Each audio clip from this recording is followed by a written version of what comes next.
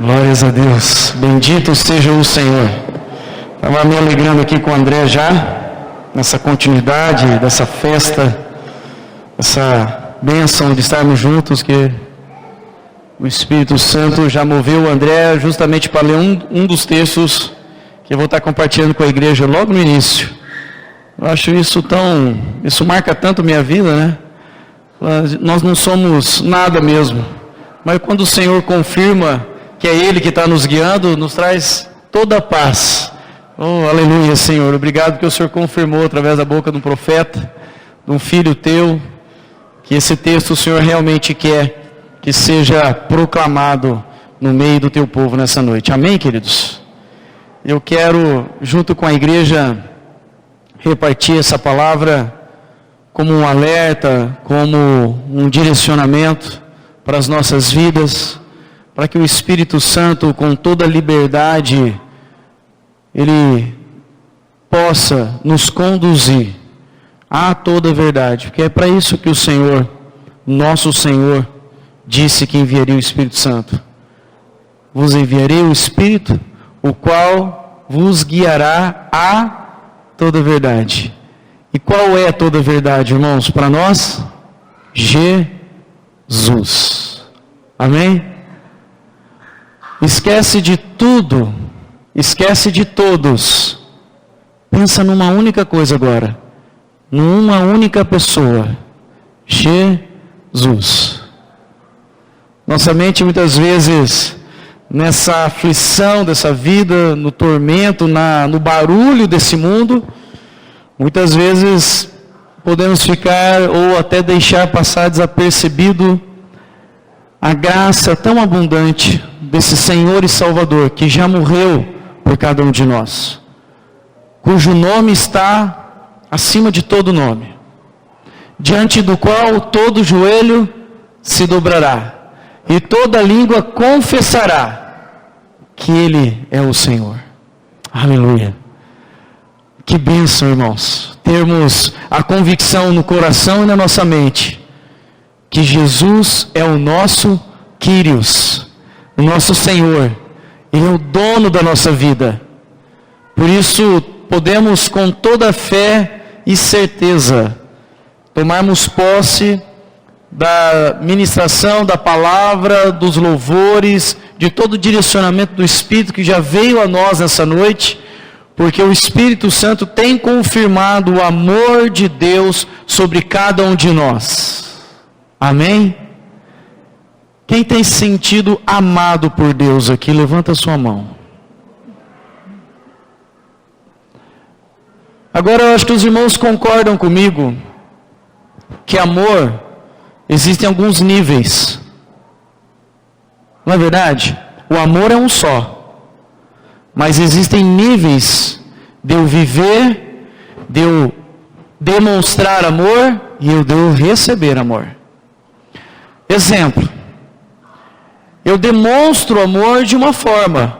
A minha esposa, ela pode demonstrar de uma outra forma. É o mesmo amor, mas a forma é diferente.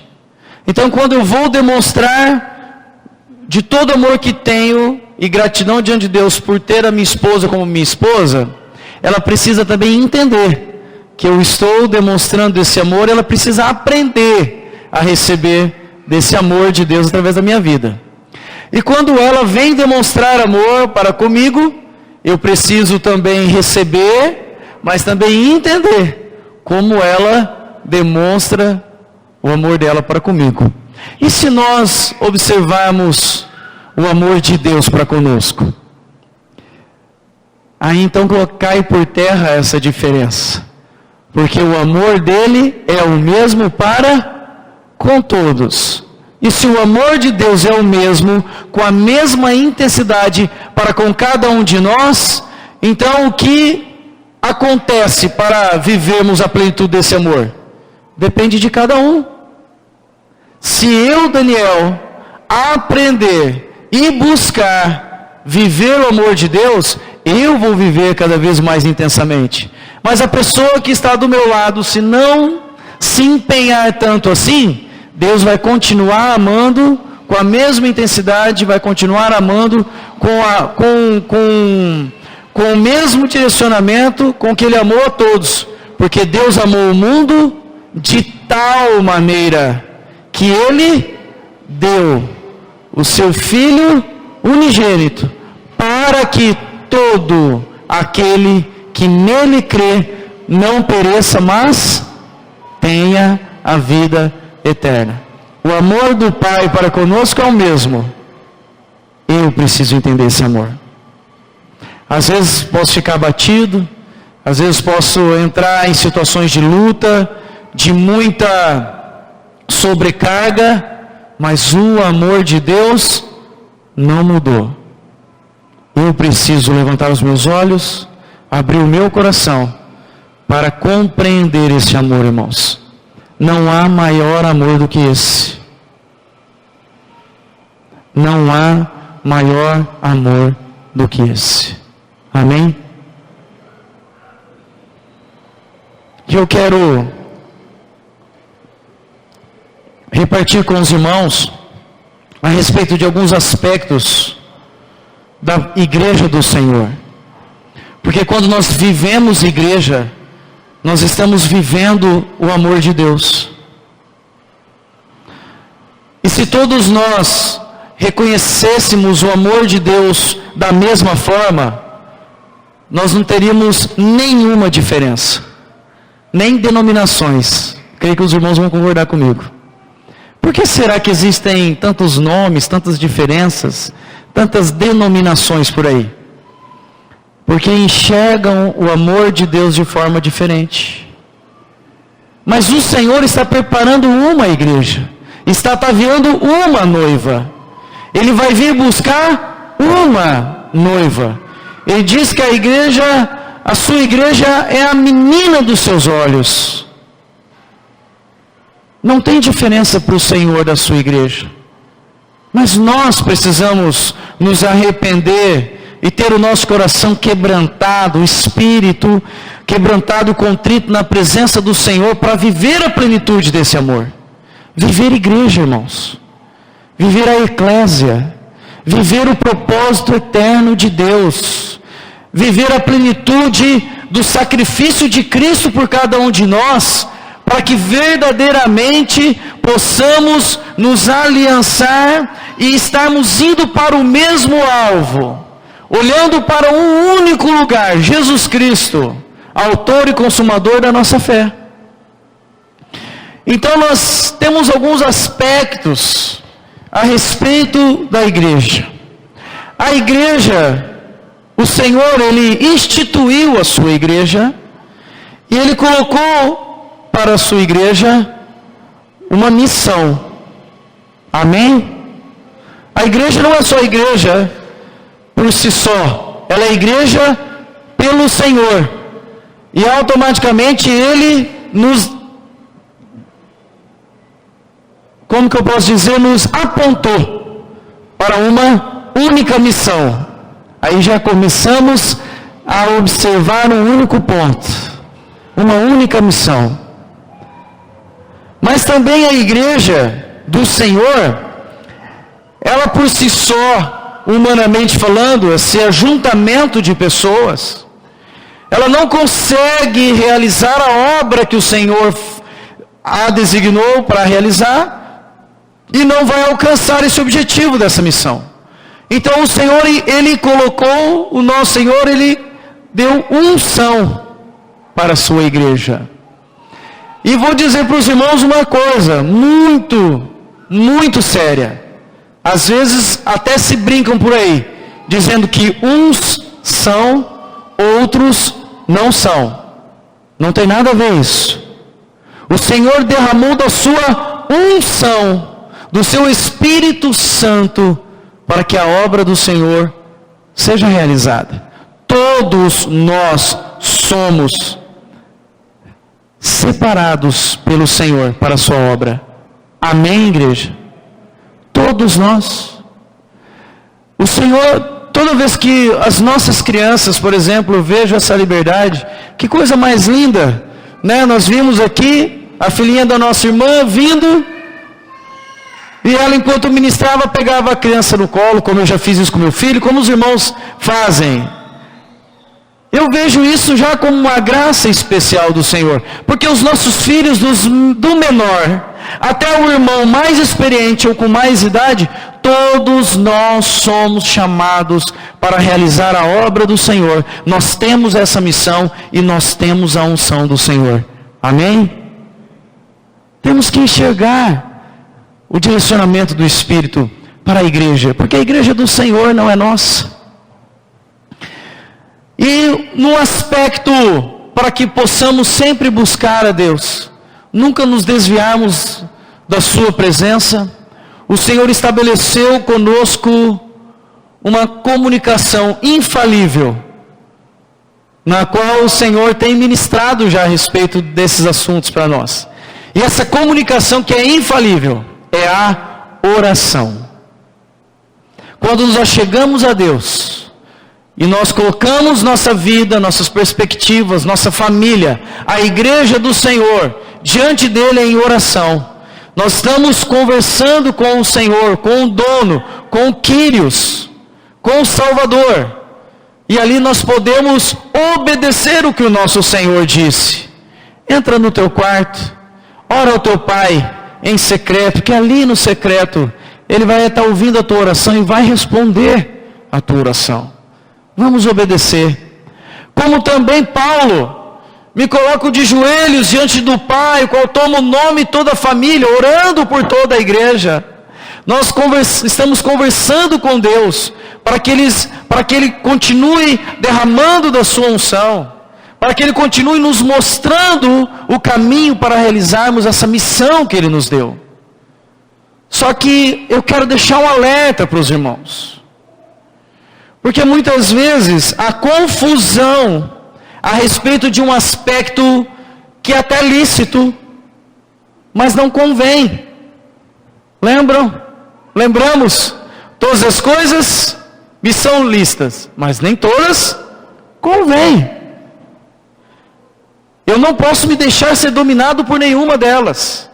E às vezes podem surgir algumas linhas que se aproximam de nós, ou se aproximam das nossas famílias, dos nossos filhos, dos maridos, das esposas, e nós precisamos estar alertas, para entender e nunca tirar o alvo desse objetivo que é Jesus Cristo.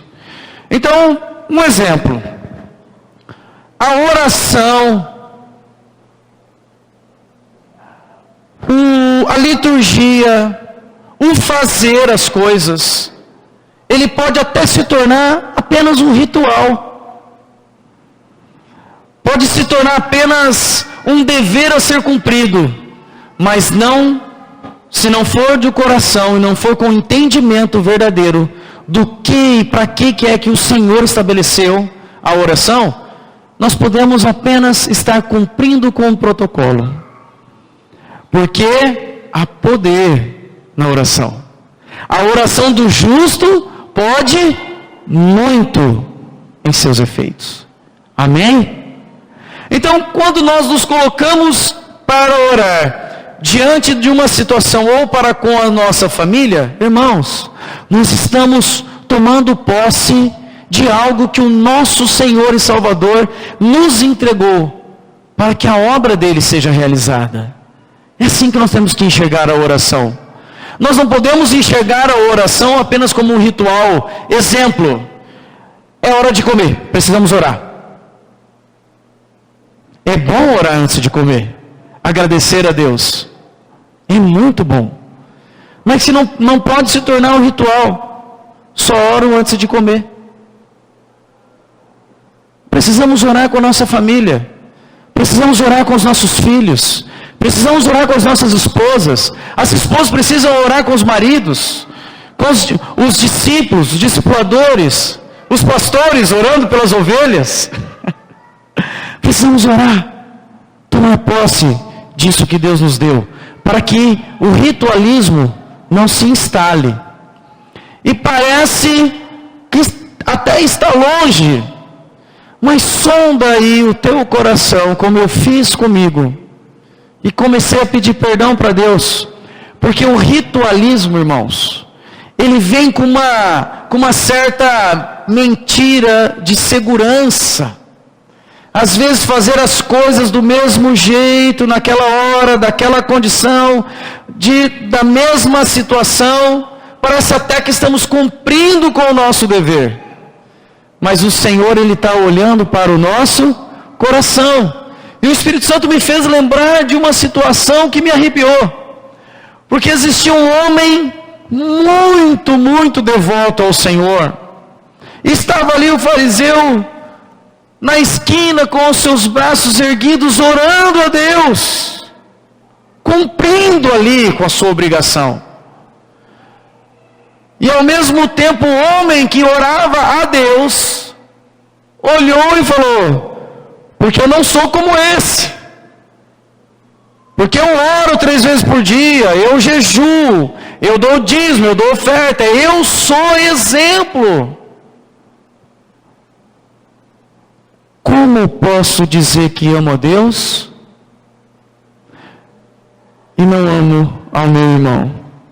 Como posso dizer que amo a Deus a quem não vejo, se eu não expresso essa intensidade de amor e cuidado pelo meu irmão a quem eu vejo? Entenderam o ritualismo? O homem super entendido da palavra. Ele não podia ter errado nisso, mas ele já tinha sido envolto pelo ritualismo. Enquanto isso, o homem ali prostrado: Senhor, tem misericórdia de mim, pecador que sou. Não tenho coragem de levantar os olhos, com o rosto prostrado em terra. Irmãos, Deus está olhando para o nosso coração. Deus não está olhando para aquilo que nós podemos expressar, se for através de ritual. Deus está olhando para o nosso coração, porque nós vamos continuar expressando ao Senhor de todo o nosso coração. Só que tem uma diferença muito grande. Nós glorificamos a Deus, nós alcançamos outras pessoas quando estamos fazendo de todo o nosso coração. Primeiro aspecto, então, oração. Outro aspecto, unção. Irmãos, unção por si só, ela pode se tornar um show. Não é verdade? Porque eu vou lá naquele lugar porque aquela pessoa tem a unção de cura e ele, quando orar por mim, vai ser curado. Porque quando aquela pessoa, aquela situação, aquela questão ali é trazida por aquela pessoa, então aí o céu se abre, Deus move a sua mão. Irmãos, nós precisamos ser como crianças para herdar o reino de Deus. O mesmo Deus que age sim através de homens separados por Deus para realizar a sua obra, também age através dos pequeninos. Às vezes essa mentira de uma unção especial pode rasteiramente chegar próximo de nós e começarmos a focalizar uma determinada pessoa, uma determinada situação, ou um determinado local, e começamos às vezes na nossa mente a achar que se estivermos ali, ou recebemos a oração daquela pessoa, aí a coisa vai acontecer. O nosso Jesus, o nosso Quírios, ele orava, e ele via a fé na vida da pessoa. A tua fé te curou, a tua fé te salvou. Senhor, eu não sou digno de recebê-lo na minha casa, mas se o Senhor liberar apenas uma palavra, o meu servo será curado. Vai. A fé daquele homem agiu sobre a vida do servo. Centurião ele era, homem de poder, homem de autoridade. Irmãos, não vos desvieis da simplicidade e pureza devidas a Cristo. Vamos filtrar aquilo que estamos vendo, ouvindo né? Para não sermos envoltos emocionalmente por uma demonstração ou um show pirotécnico de poder e glória. Porque não existe esse negócio. Venha participar nesse dia, a noite do milagre. O meu milagre é agora. O meu milagre é Jesus. É Ele que fez tudo e vai continuar fazendo por toda a minha vida. Amém? Outro aspecto então da missão. Nós temos bem claro que o Senhor Jesus nos chamou. Aqui, irmãos, pode deixar que a mãe cuide da criança. Nós temos bem claro que o Senhor chamou a cada um de nós com uma missão bem clara e objetiva, de proclamarmos o Evangelho, de edificarmos a igreja, de proclamarmos as suas verdades, irmos atrás do perdido, do aflito, do necessitado. Essa é a missão da igreja. Mas também podemos correr um risco muito grande em algo que é totalmente ilícito. E de repente a missão que o Senhor entregou para a sua igreja se tornar ativismo. Porque se eu fizer assim, eu já cumpri com a minha obrigação. Vou dar um exemplo clássico. Olha, eu fui na reunião do grupo caseiro, cumpri com a minha obrigação. Eu fui na reunião de sábado, cumpri com a minha obrigação. Eu não vou poder ir na ceia. Daniel, você traz a ceia para mim? Por quê, irmão? Porque não é motivo de doença, não é motivo de trabalho, não é. Mas, irmão, a ceia é um momento onde que a família do Senhor se reúne ao redor do Cordeiro. É uma celebração que precisa reunir a família. Não deixa de ir, não, irmão. Eu vou receber visita. Traz a visita para conhecer o Cordeiro. Porque senão, mas eu sou tão assíduo nos compromissos da igreja. Qual é o único compromisso da igreja, irmãos? O único compromisso da igreja é obedecer o Senhor da igreja, a cabeça, na qual todo o corpo está ligado e obedece à cabeça. E ainda a palavra nos alerta, não devemos reter a cabeça, não vamos impedir a cabeça de levar o corpo para onde precisa ser levado. Então nós precisamos, nesse aspecto também da atividade, tomarmos muito zelo. Porque não é no muito reunir que estamos cumprindo com uma obrigação. Porque não é obrigação se reunir. O Senhor deixou isso como uma direção para nós como corpo nos reunirmos, para nos edificarmos, para nós buscarmos a vontade do Senhor, para podermos manifestar a glória do Cristo vivo. Há um exemplo muito claro, no qual nenhum de nós aqui consegue expressar a plenitude de Cristo sozinho. Porque a palavra do Senhor diz que Deus é o cabeça de Cristo, Cristo é o cabeça do corpo. O corpo está todo ligado, bem ajustado, pelo auxílio de todas as juntas, que segundo a justa cooperação de cada parte, efetua o seu próprio aumento para a edificação de si mesmo em amor. Essa é a direção do nosso Senhor, está aqui na sua palavra. Agora, por que o Senhor colocou assim, que nós precisamos estar junto como corpo? Porque o nosso Senhor Jesus, quando andou por aqui, nós não víamos somente uma cabeça andando e realizando milagres. Os homens, os discípulos, eles estavam com Jesus e viam Jesus tocar no leproso, via Jesus cuspir no chão, fazer lodo, pegar com a sua mão, passar nos olhos da pessoa. Eles viam Jesus andando, eles viram a multidão apertando a Jesus, até o momento em que ele parou e falou: saiu virtude de mim, quem me tocou? Porque uma mulher com fé e um coração sincero, tocou nas vestes de Jesus e recebeu ali a cura.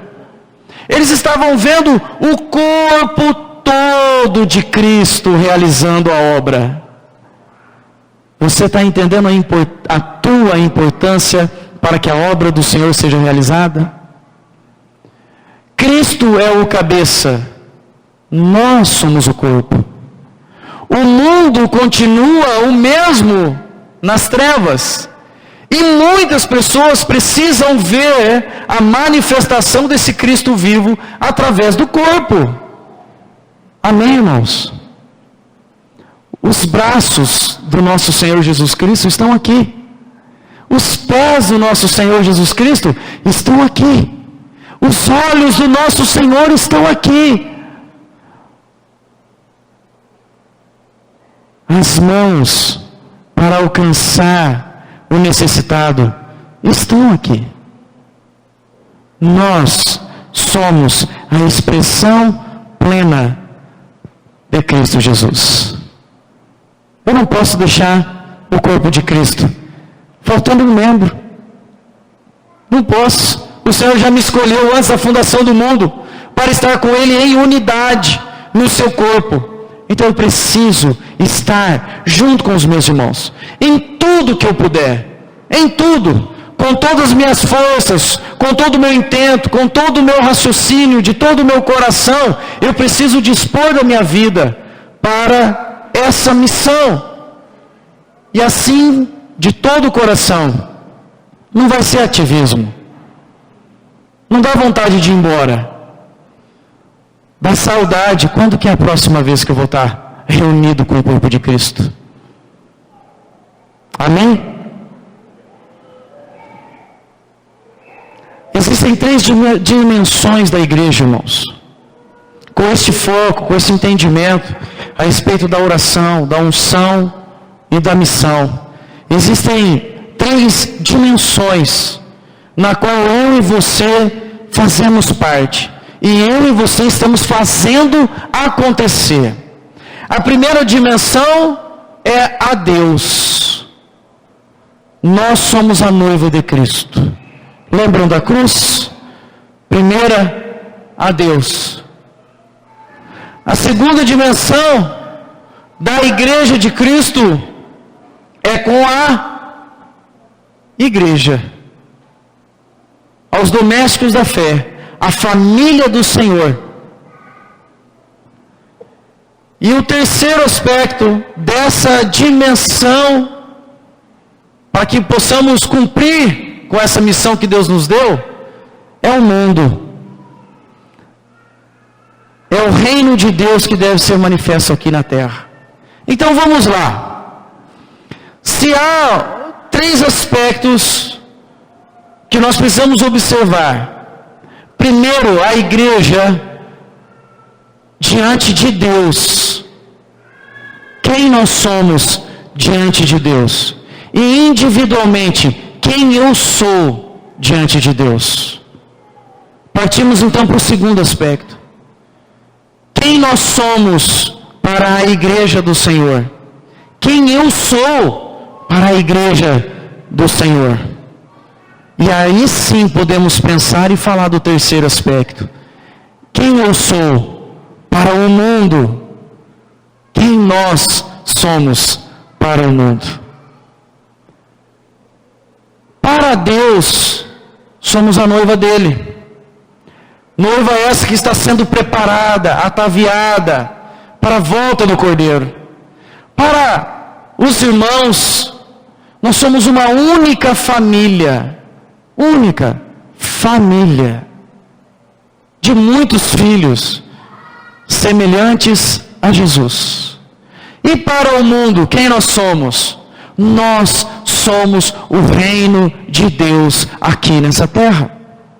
Quando o Senhor fala e nos ensina a orar, seja feita a tua vontade aqui na terra como é feita no céu, o Senhor não está falando no mundo que jaz em trevas.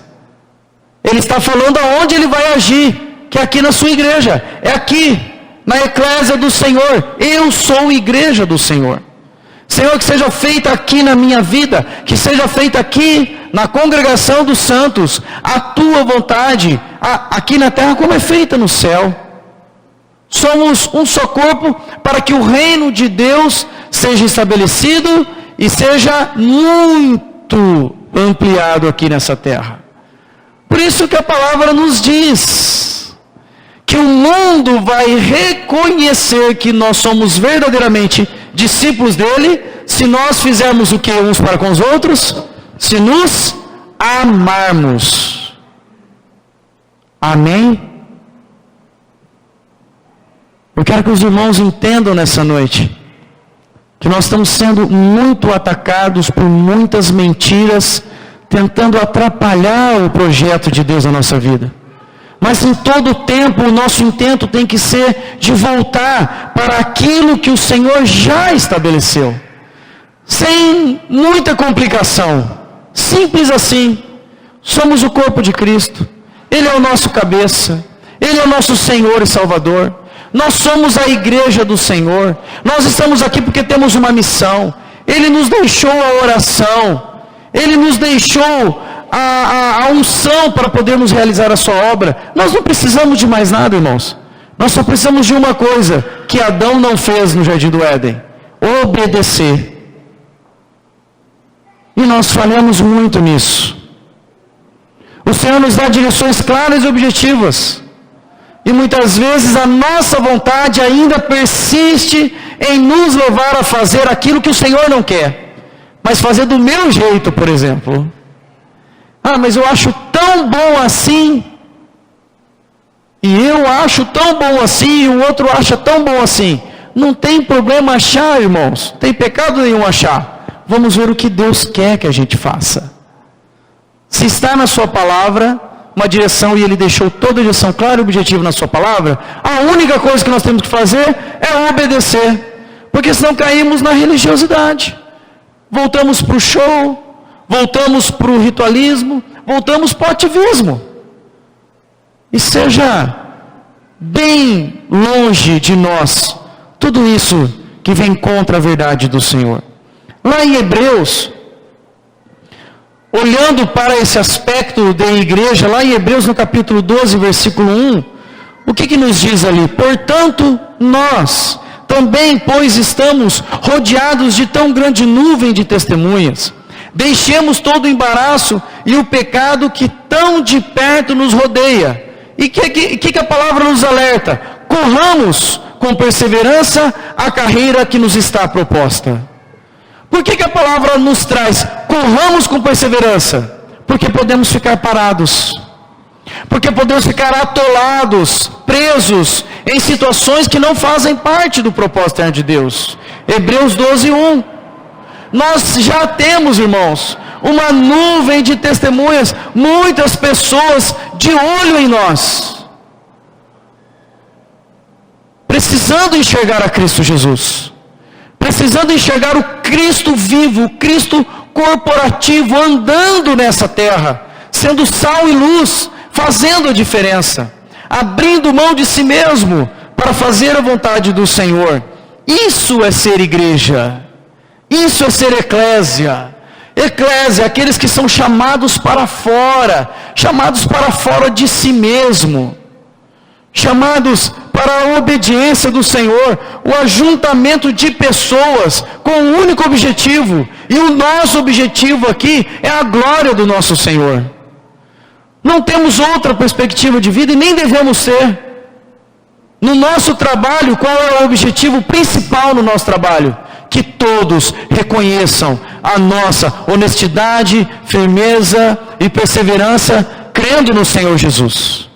Na nossa família, as pessoas olhando para nós, o que elas têm que enxergar? Amor intenso, compreensão, cooperação, sujeição, perdão.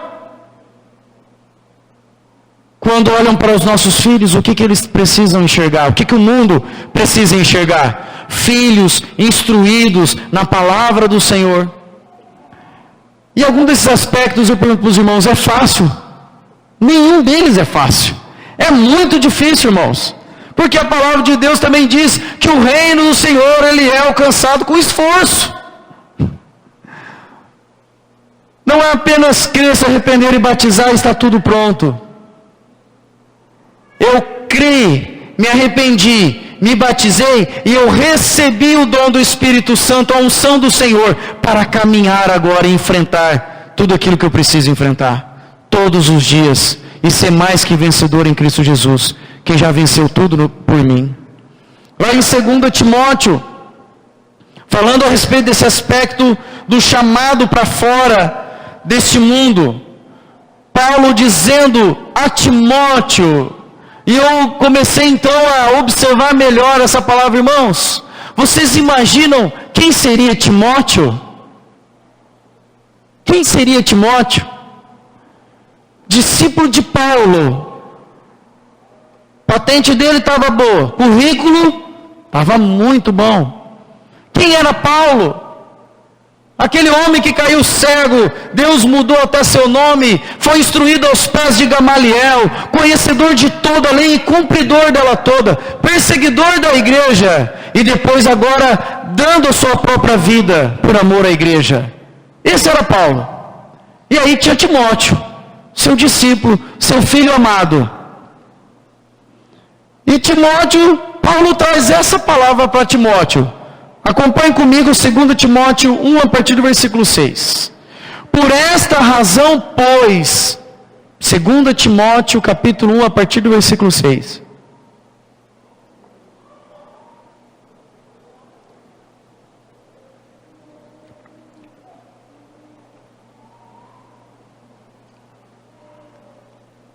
Amém? Abrimos?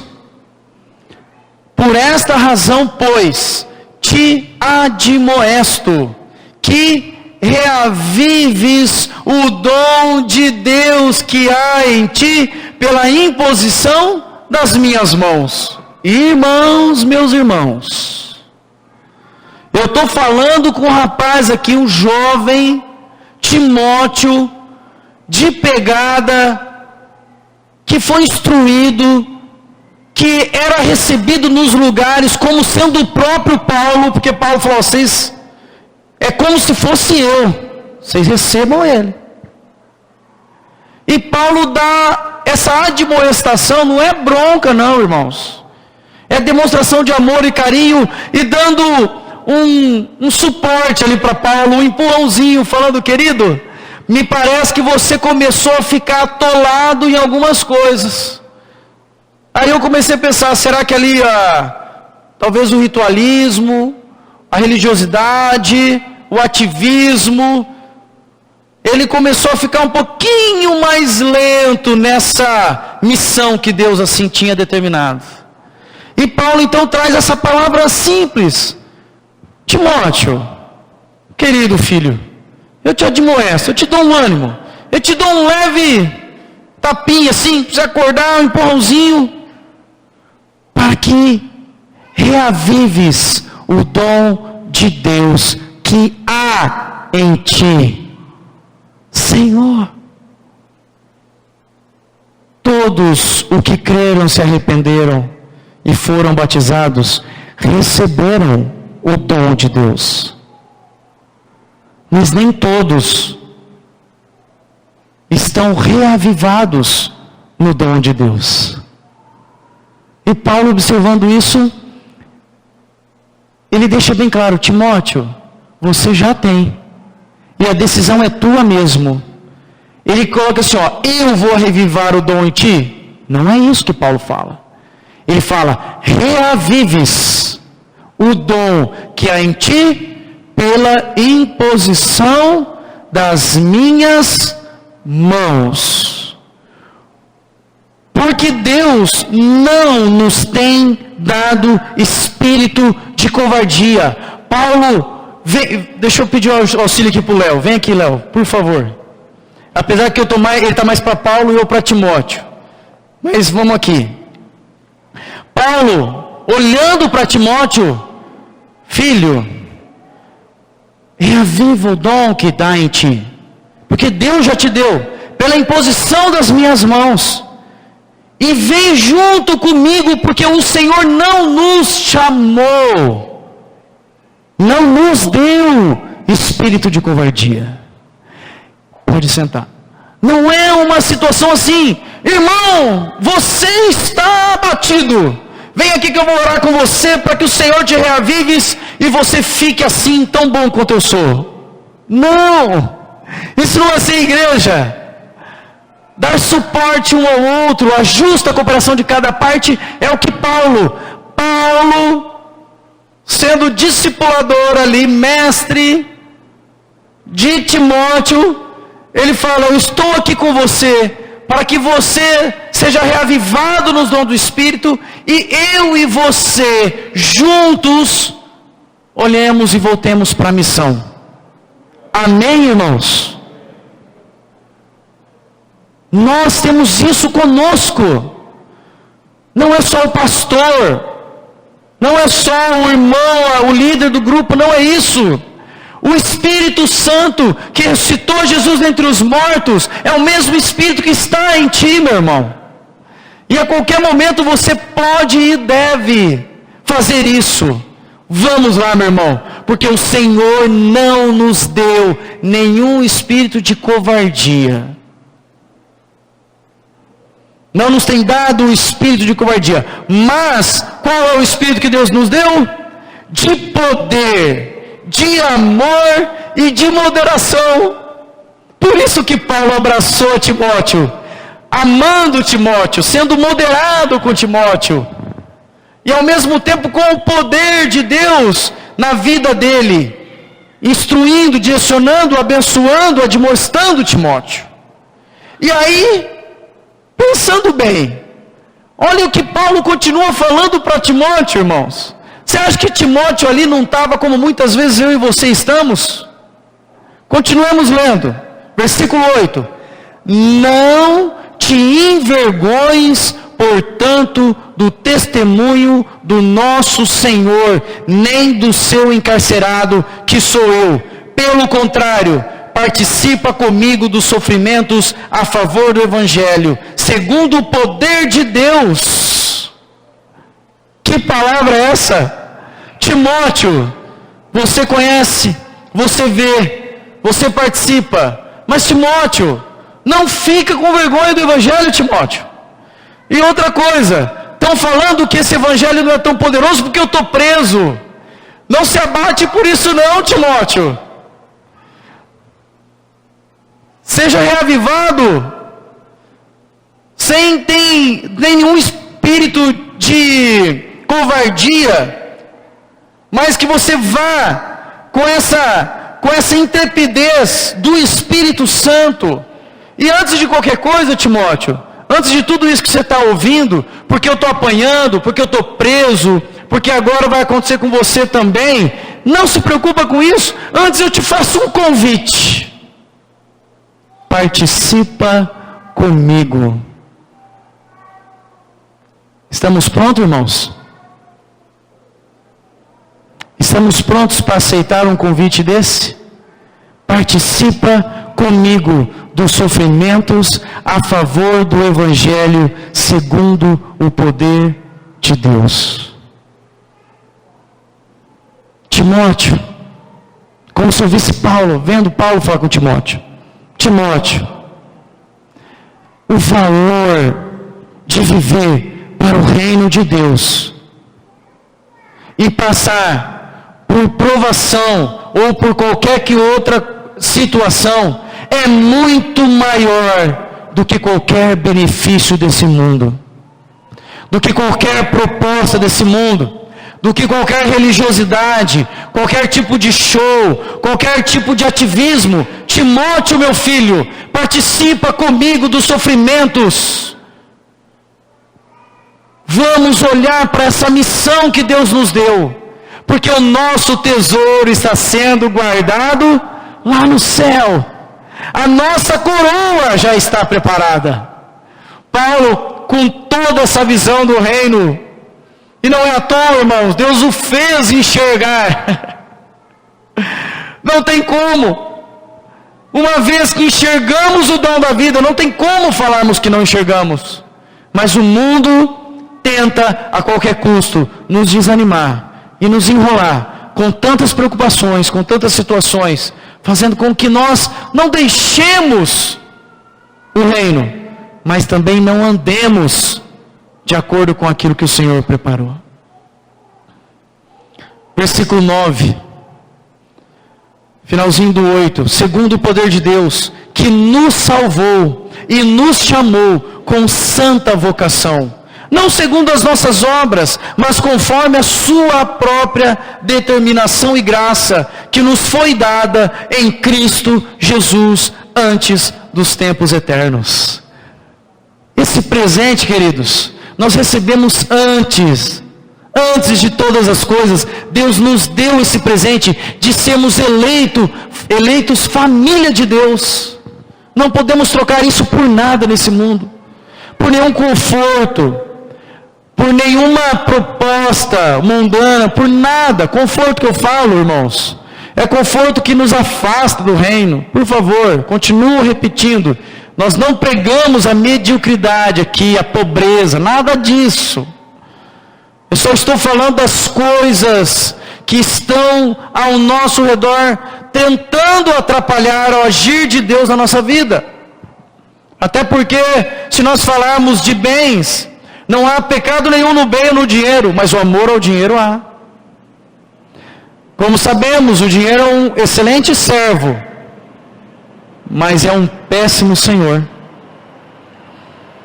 Então, queridos, somos chamados, esse chamado de Deus é para cada um de nós, para sairmos para fora, para sermos essa igreja, com essa missão, essa visão, com essa determinação, sem nenhuma sombra de dúvida. Agora também Deus, quando nós entendemos tudo isso e continuamos a caminhar em direção ao alvo, a Cristo Jesus, nós temos que entender também qual que vai ser o centro de todas as coisas. E nós sabemos que o centro de todas as coisas é o nosso Senhor Jesus Cristo. Até repetimos com uma certa frequência: se Jesus estivesse aqui, como agiríamos? Não é verdade? Até passa na nossa cabeça: se Jesus estivesse aqui, como agiríamos? Como falaríamos? Como que onde nós colocaríamos nossos olhos? O que nós tocaríamos? Mas eu tenho uma boa notícia: Jesus está aqui. O Espírito Santo não nos abandona. E todas as vezes que nós tocamos no impuro, olhamos no impuro, pensamos no impuro, andamos no impuro, entristecemos, apagamos o Espírito Santo. O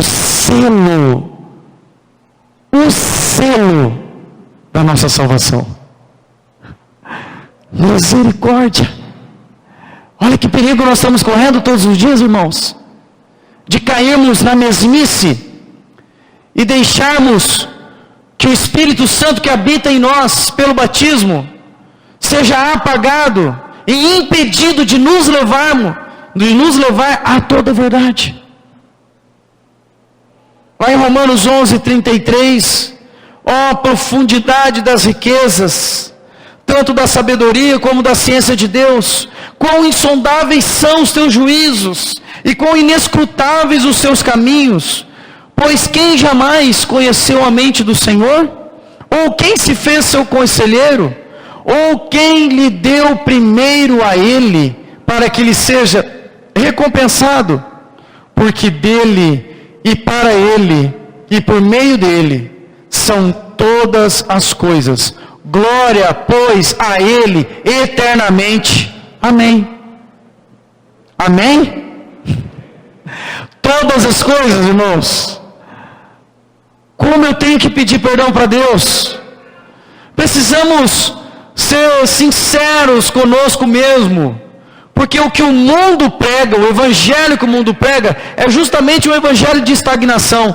Não pensa não, não faz não, deixa para depois. O que você já fez está bom. Para com tudo isso. Nosso Deus é um Deus presente, de poder de agora. E Ele nos chama para olharmos para a nossa própria vida, Lembremos de Judas, discípulo de Jesus, caminhou com o Senhor da vida. Entre os 12,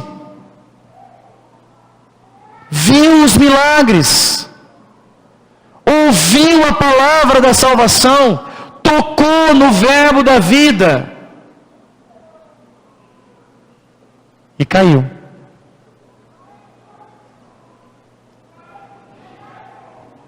Deus é o centro do nosso ministrar, irmãos, não a nossa própria vontade.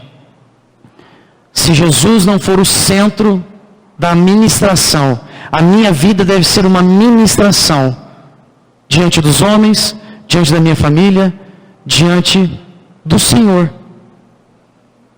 E Jesus é o centro, é Ele quem conduz a nossa vida. André leu aqui no começo, primeiro versículo, outro aspecto da palavra, porque nós entendemos, nós agora estamos caminhando na missão, nós colocamos o Senhor no centro de toda a nossa vontade, e agora o Senhor também nos alerta para não negligenciarmos, porque também corremos esse risco.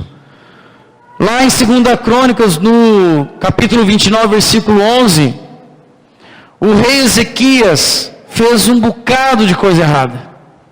O rei Acás, pai de Ezequias, fez um bocado de coisa errada. Mas muita coisa, irmãos. Conhecendo toda a vontade do Senhor ali. Mas o seu filho, quando assumiu o reinado, ele observou a vontade do Senhor e fez as coisas que eram do agrado de Deus.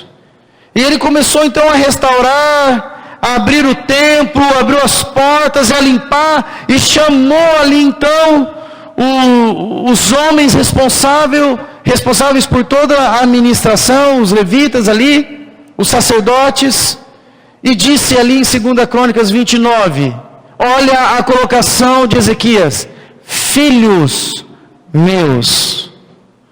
Não é serviçais, não são responsáveis, não, filhos. A mesma colocação de Paulo, depois ele fez com Timóteo, como já lemos, como um filho, um pai olhando para o filho.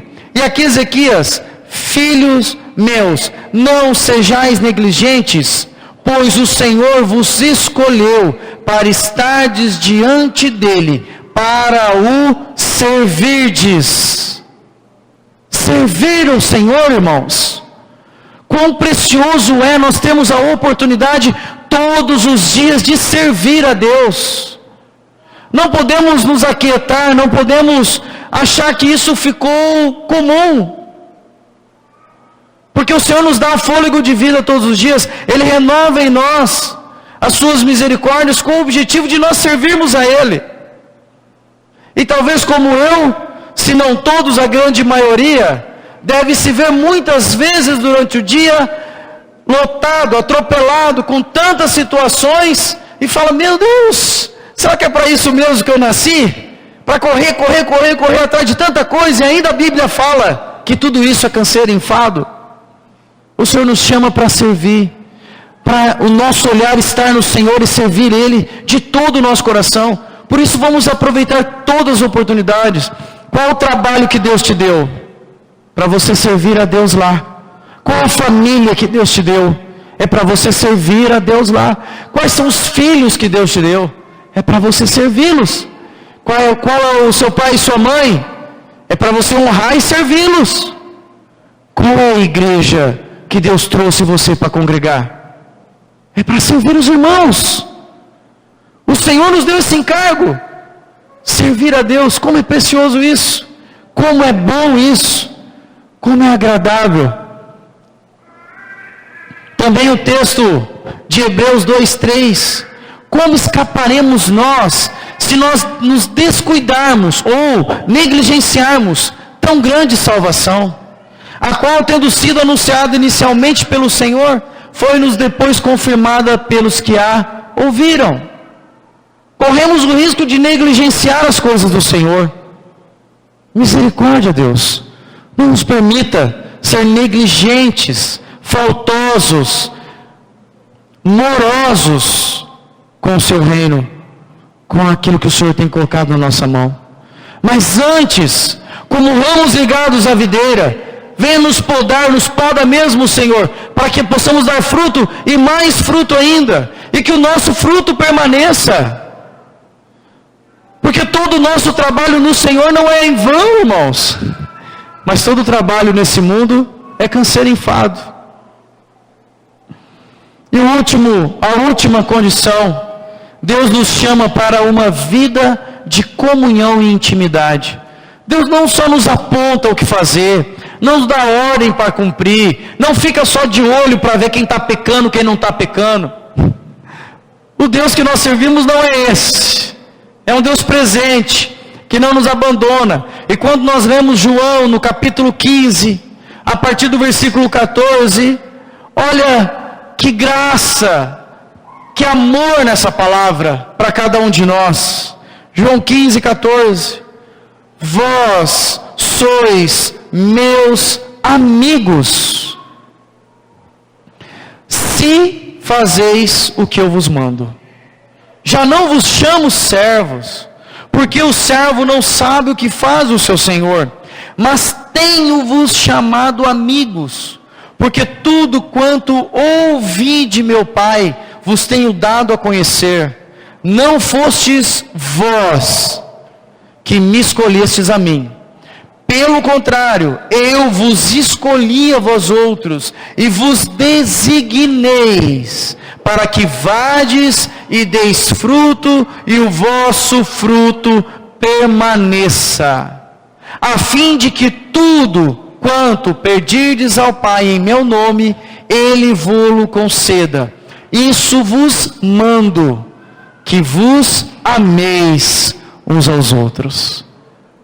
É uma opção ou é uma ordem do Senhor amarmos uns aos outros?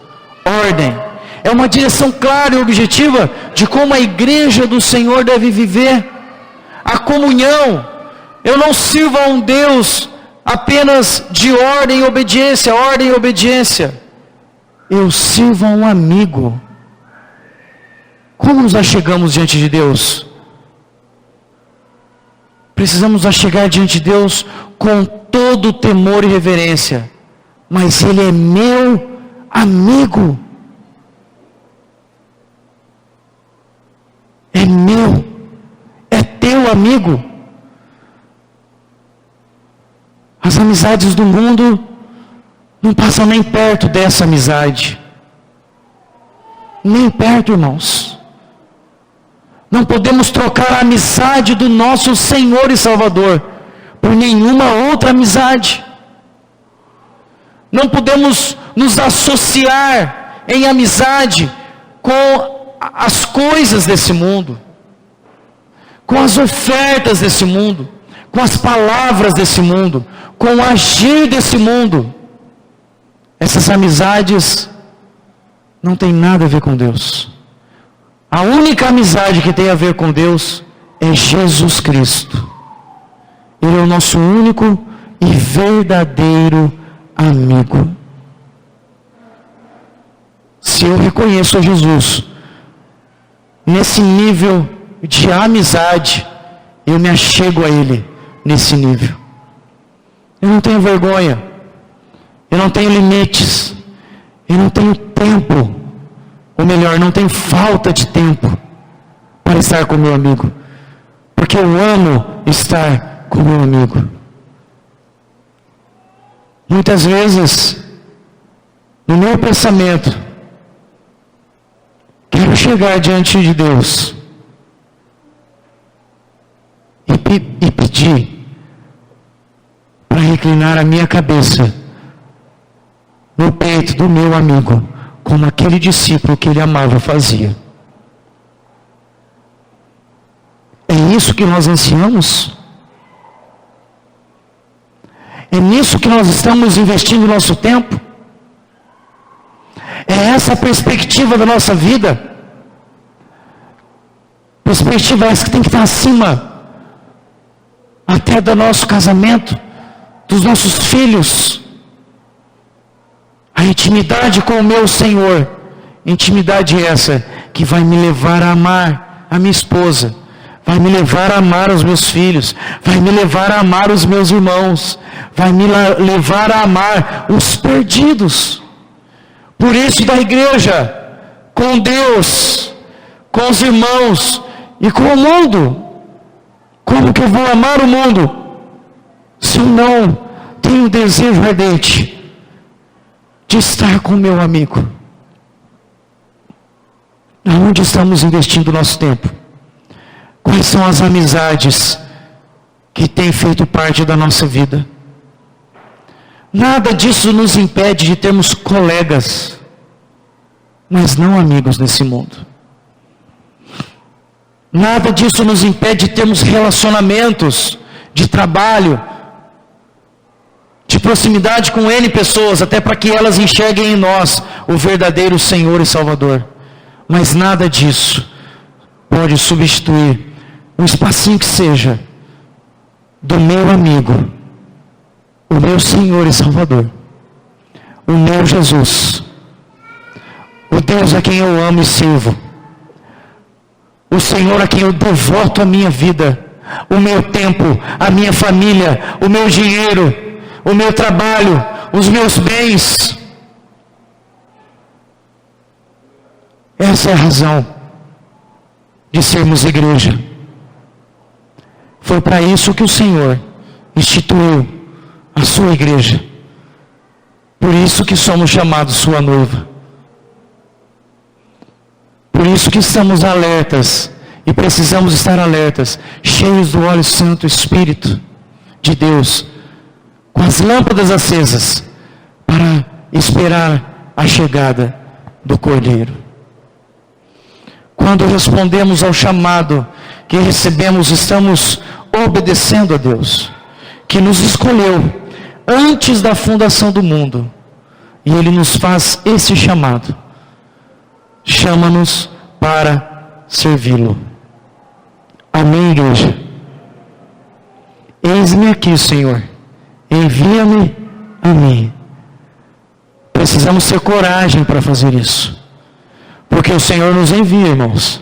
E Ele nos capacita para que toda a vontade dEle se cumpra em nós. E tenha uma certeza. O Senhor garante que nada nos faltará. O Senhor garante que todo aquele que o serve e deixa todas as coisas, recebe a vida.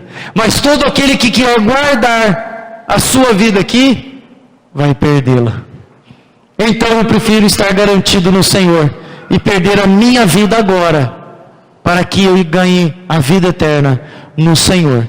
E Ele continue provendo na minha vida. Eu vejo os milagres dEle de provisão, de sustento, de alegria, de gozo, de paz, de santificação, de honra, todos os dias na nossa vida. Vale a pena dizermos sim, todos os dias, para esse Senhor e Salvador. Amém?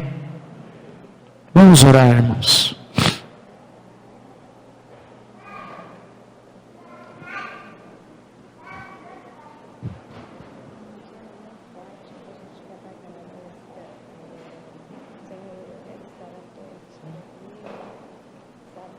Amém.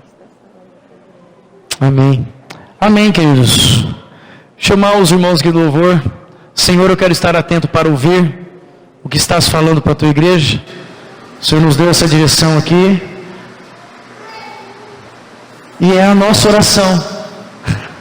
Amém? Vamos fazer essa oração diante de Deus, para que o Espírito Santo abra os nossos ouvidos. Porque a palavra já nos adverte: quem tem ouvidos para ouvir, ouça o que o Espírito diz à igreja. Queremos estar atentos para ouvir o que estás falando à tua igreja.